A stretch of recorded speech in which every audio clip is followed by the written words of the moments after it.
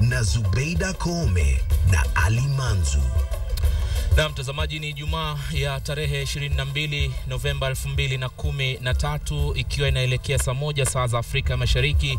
Karibu kwenye taarifa za KTN leo. Na mtazamaji, nikitumai umekuwa na mchana mwema jinsi nilivyomie. Hii leo basi aliyekuwa msajili mkuu wa mahakama Gladys Boss-Sholei amepata pigo baada ya mahakama ya viwanda kutupa nje ombi lake la kutaka kurejeshwa kazini hadi kesi dhidi yake isikilizwe. Mtazamaji, vile tuna taarifa kutoka katika ulingo wa michezo ambako ile timu ya taifa ya raga tayari imeweza kutaja kikosi chake na kuna baadhi ya watu ambao wachezaji wamejumuishwa. Tuanze na vidokezo.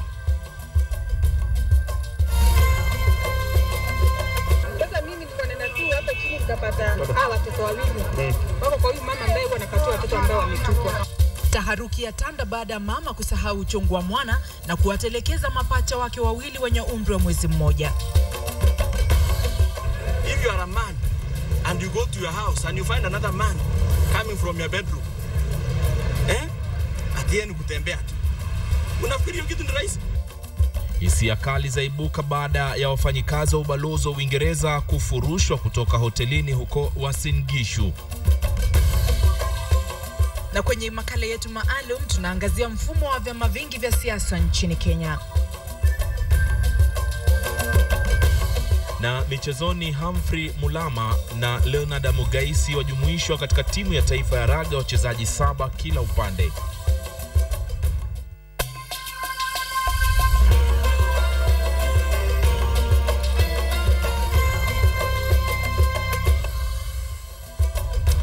Karibu kwa taarifa kamili. Mtazamaji, wa Swahili wanasema uchungu wa mwana aujuae ni mzazi. Basi msemo huo ni kana kwamba umekosa maana kwa mama mmoja kutoka mtaani Kangemi hapa Nairobi. Mama huyu aliamua kuwatelekeza wanawe mapacha na kuacha mikononi mwa wasamaria wema. Franco Tieno ametuandalia taarifa hiyo. Malaika wawili mapacha waliozaliwa takriban miezi miwili iliyopita walijikuta hawana mama tena. Mama kawatupa kichakani siku 2 zilizopita na kutoweka. Hajulikani ni mwanamke yupi aliyefanya hivyo. Sasa watoto wako mikononi mwa wasamaria wema. Hawa ni matwins. Sasa mimi nilikuwa nenda tu hapa chini nikapata watoto wawili. Wako kwa huyu mama ambaye wanakatua watoto ambao wametupwa. Sasa mnashuku kwamba labda nani aliyewatupa watoto? Sasa ndio hiyo kesi inafuatiliwa na mkubwa huko juu ajue, kwa vile mkubwa ako na imani na watoto wadogo wale wanatupwa. Anafuatilianga sana ajue kwa nini hao watu wanatupwa watoto. Ukipigwa na baridi na wakiumia, kwa sababu hata watoto ni very innocent, hawajui chochote. Na wakipatikana wale wametupa watoto, natakana wachukuliwe hatua, washikwe na wafungwe, kwa sababu watoto hawana hatia ya kuwatupa. Ningeomba wale wanatupa watoto wakiwa wanajulikana wawekwe mahakamani na waende wakafungwe na watoto serikali ichukue ile. Watoto sasa wako mikononi mwa mama huyu. Umri wao ni changamoto kubwa kwenye malezi yao, kwani wamekosa maziwa ya mama mzazi na joto la mama. Unyama huu unaomwingia mama na kumtoroka kabisa mwanae aliyembeba kwa miezi 9 ni unyama au mapuuza au ni kutowajibika? Franco Tieno, KTN leo, Nairobi. Na katika taarifa nyingine ya kusikitisha ni kwamba msichana mwenye umri wa miaka 16 ameripotiwa kubakwa na kiongozi mmoja wa kidini katika kijiji cha Giaki, kaunti ya Meru. Msichana huyo ambaye alikamilisha masomo yake ya kidato cha 8 mwaka jana anasemekana kupotea wiki moja iliyopita kabla ya kupatikana nyumbani mwa mchungaji huyo. Familia yao iliweza kutambua kisa hicho baada ya msichana huyo kuanza kulalamikia kuwa mgonjwa kila mara na kuamua kumpeleka hospitalini kupata matibabu, ambapo ilibainika kuwa msichana huyo alikuwa mjamzito. Sasa familia ya mtoto huyo imeitaka idara husika kuingilia kati katika hatua ya kutafuta haki.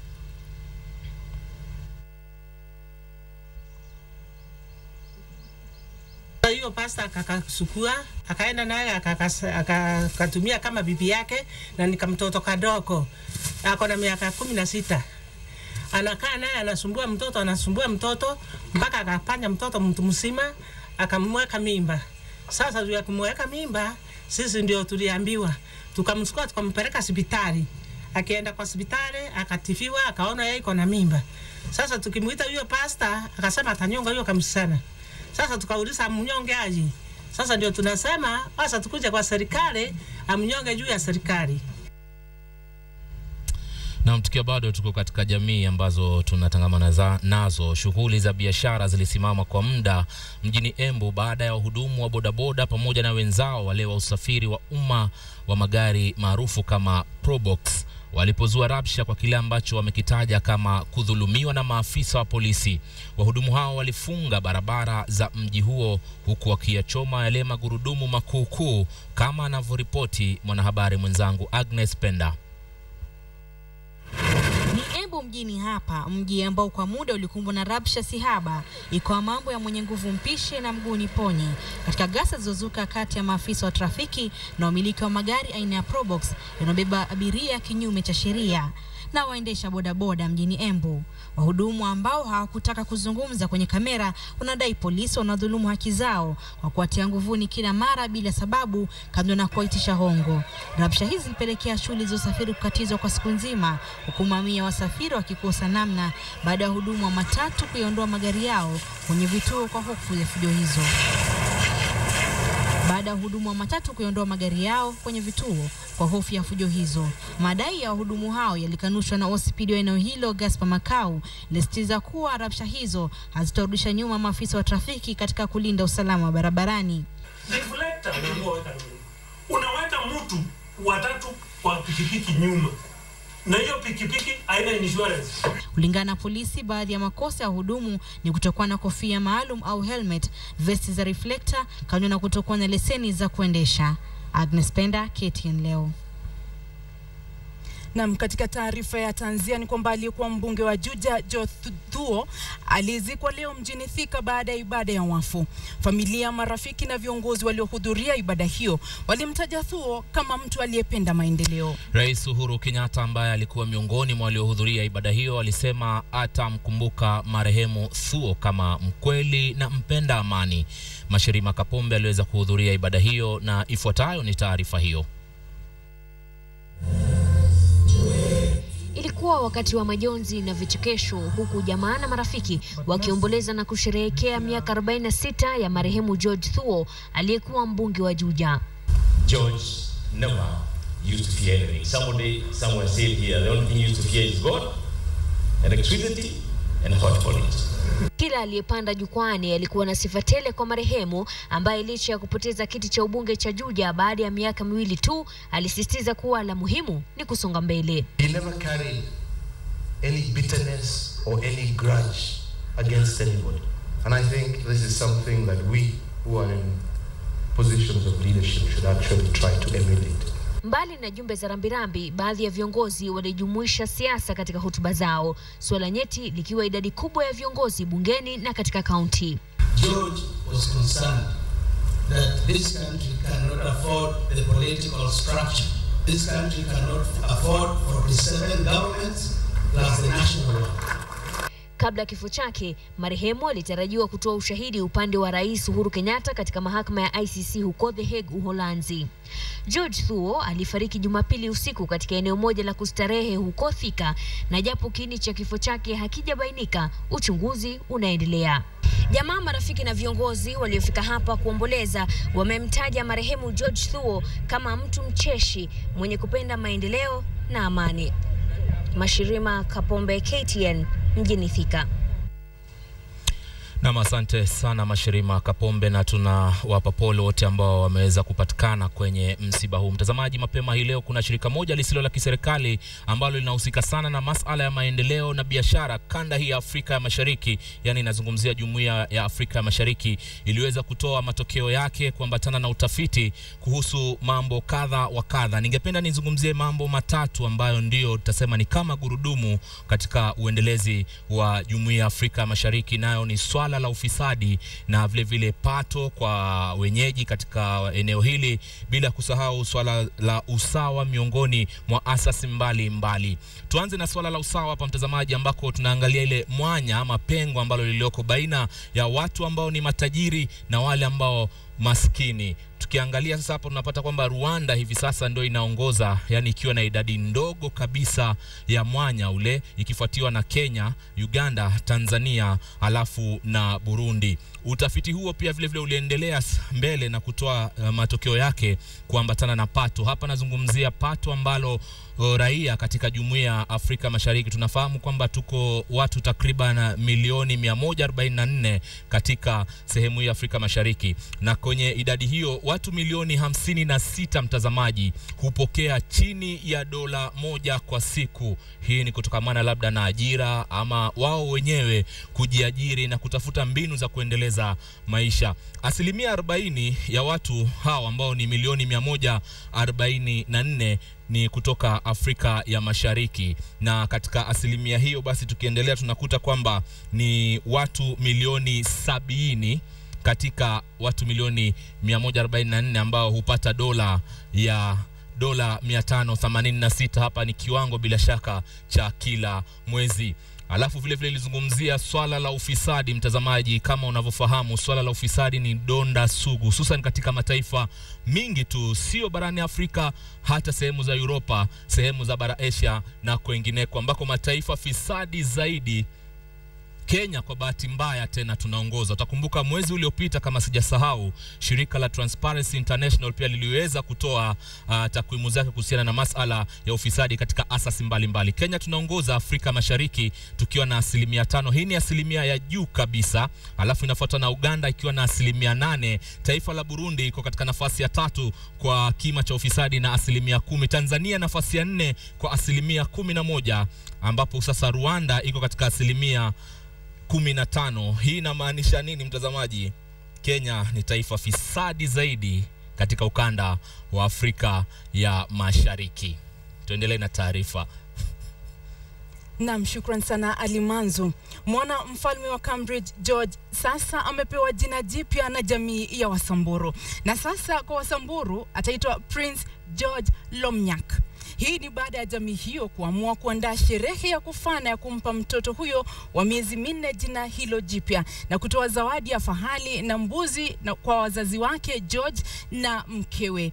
Na tunaarifiwa kwamba wazee wa jamii waliofanya sherehe hiyo katika eneo la Wamba, kaunti ya Samburu, wamesema hii ni njia mojawapo ya kushukuru familia teule Uingereza kwa ukarimu ulioonyeshwa kwa seneta wa Samburu Sami Leshore alipopigwa risasi na majambazi. Karonderi na taarifa kamili.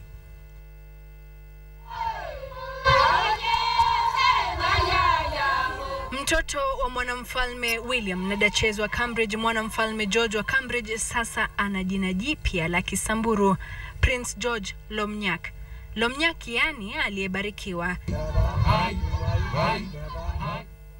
We pulled our little resources to see that Prince George Lomnyak William get our gift, however small it is. That is our culture. Licha ya kuwa mwanamfalme huyo wa miezi 4 yuko Uingereza na wazazi wake, kama desturi wa Samburu, mtoto hapewi jina tu, lazima kuwe na sherehe maalum. Na katika kijiji hiki cha Namunyaka ndipo sherehe ya Prince George Lomnyak ilipofanyika.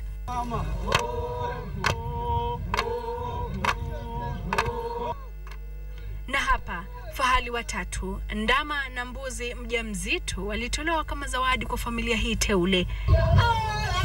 Zawadi zilizokabiliwa balozi wa Uingereza Kenya Dr. Christian Tana kwa niaba ya Prince William na familia yake.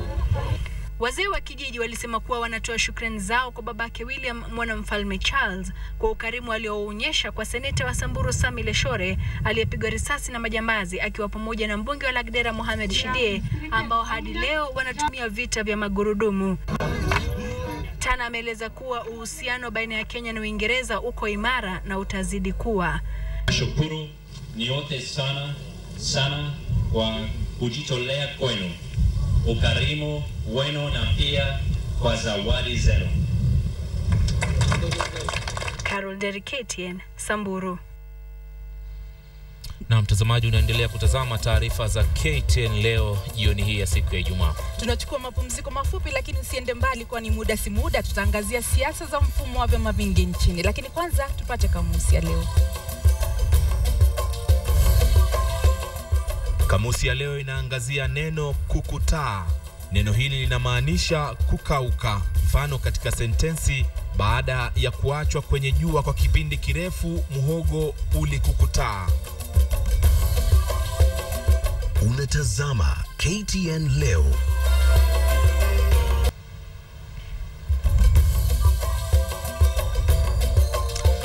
Naam, karibu tena mtazamaji. Mwaka wa 1991 utasalia kwenye kumbukumbu za wengi, kwani ni wakati mapinduzi ya mfumo wa vyama vingi humo nchini Kenya yalitekelezwa. Wanasiasa, mashirika ya kutetea haki za binadamu na yasiyo ya kiserikali kwa pamoja na dini tofauti zilitaka hatua ya chama kimoja zitupiliwe mbali. Wakati huo chama cha KANU au chama cha Jogoo ndicho kilichokuwa kinaongoza. Hata hivyo mtazamaji, miaka 50 baada ya Kenya kujinyakulia uhuru, kuna tofauti kati ya wakati wa Kenya ilikuwa ikiongozwa na chama kimoja au kuwepo kwa mfumo wa vyama vingi kumeleta mabadiliko yoyote. Mwanahabari mwenzetu Zipora Karane anatuletea taarifa kamilifu kuhusu mfumo wa vyama vingi nchini Kenya, mabadiliko katika siasa na vile demokrasia nchini. Ya Kenya kweli ni mzuri.